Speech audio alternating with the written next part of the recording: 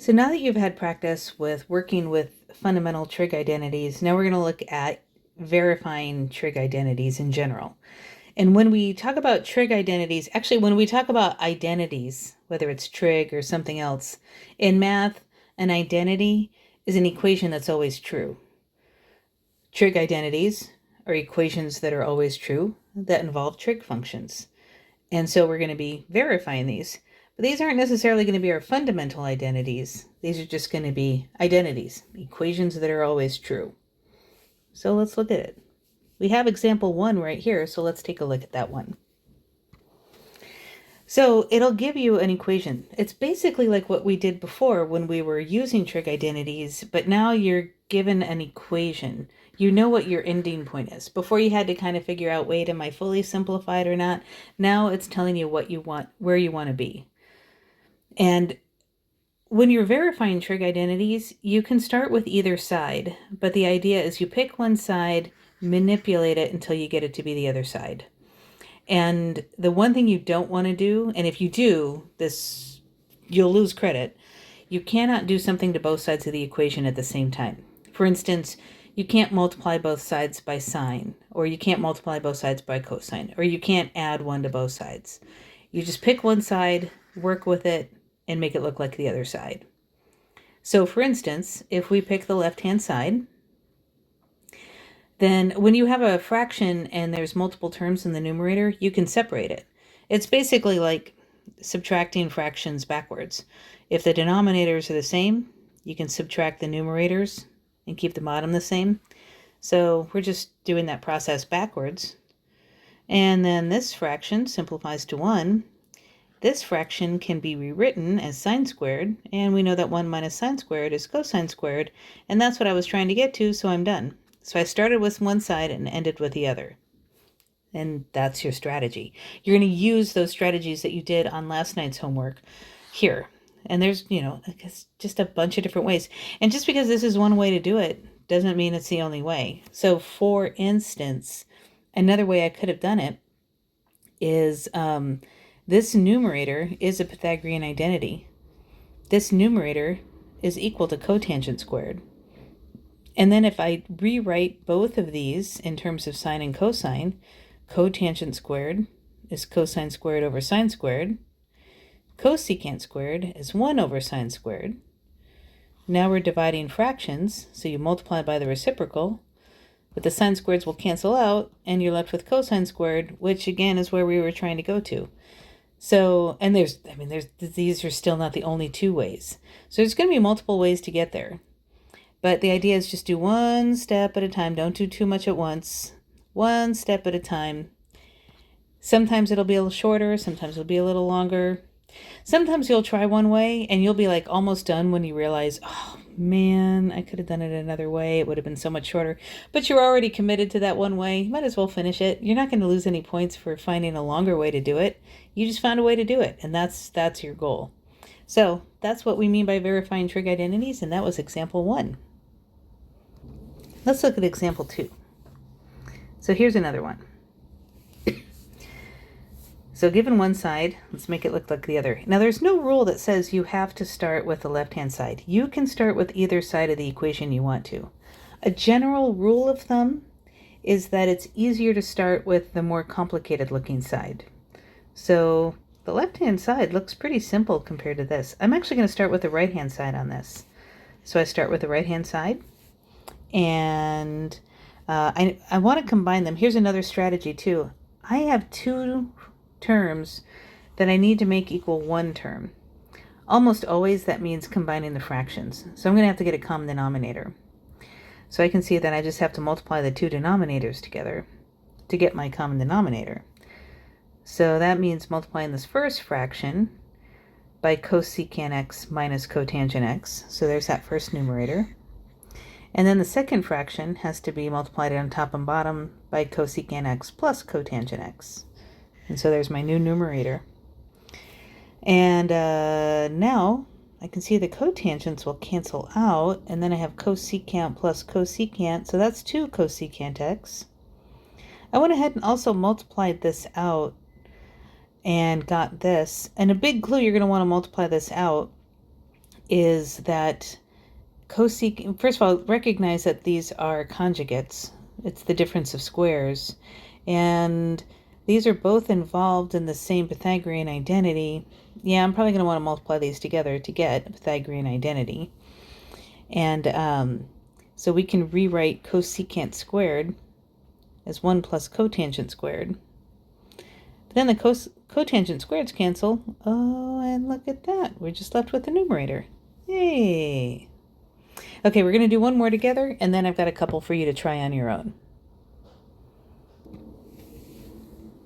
Okay, here's the next one. So, we want to make one side look like the other. Here's one strategy.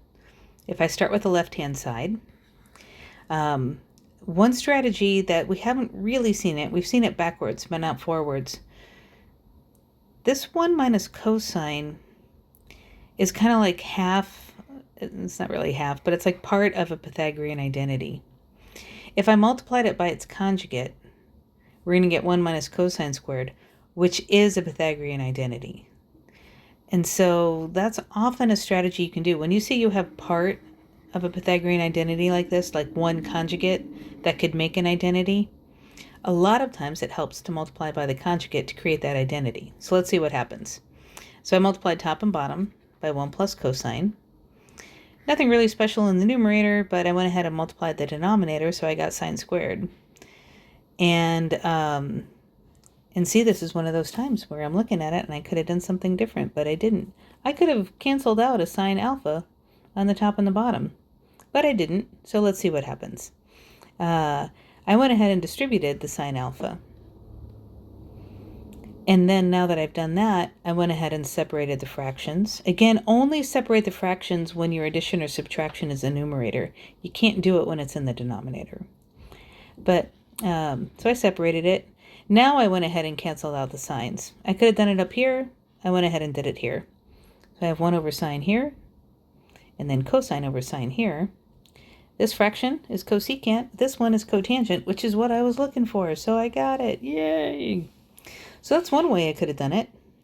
Or I could have started with this side.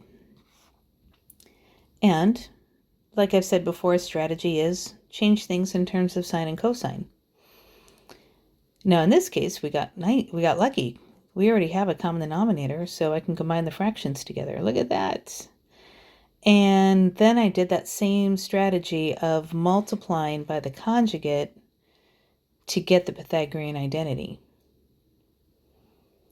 Once I do that, this numerator turns into sine squared, and then a sine can cancel out. And I got where I wanted. This time, remember, I started with the right-hand side, so I got the left. Yay! So again, different ways of doing this. There's no right or wrong. There's no way that's better than another. As long as all your steps are mathematically valid, there's not one best way to do these problems. Now, before I set you loose on a couple of problems on your own, I just want to point out one thing. How you show your work is important. Because once again, notice I'm starting with one side on one side, then I put in equals, and then I'm doing line by line by line on the right, starting each line with an equal sign. Because look what happens if I don't do that. See how much harder this is to read? It's so much easier to follow your work if your lines are spread out. Oh, can't undo the last action. Let me get all this back. If your lines are spread out though, compare this to this side. How much easier it is to see when your lines are spread out and with an equal sign to signify the start of each line. It will really help. So please, please, please, when you're verifying identities, make sure do not show your work this way. Would much rather have it this way. So much nicer. Yay. Okay, so here's a problem for you to try on your own. You try this one. So go ahead and pause the video and give it a go.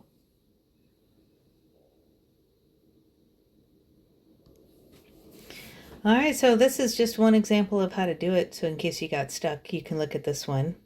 Um, Trying to look at it, there's really nothing much. The only real strategy that was used here was, well, let's change everything to sine and cosine and see what happens. We got lucky where we immediately got a common denominator, so it kind of fell into place. But, if you look at something, you're like, well, I don't even know where to begin on this. A good strategy is change things in terms of sine and cosine. Because like I said, often it just falls into place. All right, here's one more for you to try.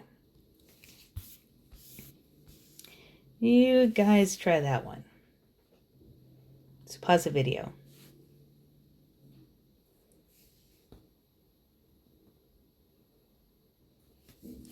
And again, this is just another strategy to try. There was just one example to try. There's more than one way to do this problem. We could have tried changing to sine and cosine, and that probably would have worked. One thing that I saw, and this is just something you get used to it when you do more. This guy right here, again, if you ever see a squared, almost always it's going to be a Pythagorean identity showing up somewhere. So I know that tan squared is secant squared minus 1. And just like we've been doing going forwards, I'm kind of doing it backwards. I'm factoring this. A lot of those Pythagorean identities are in a form with a minus sign, or you can write them in a form with a minus sign. So then I just factored. And sure enough, when I factored, I was able to get it down to expression.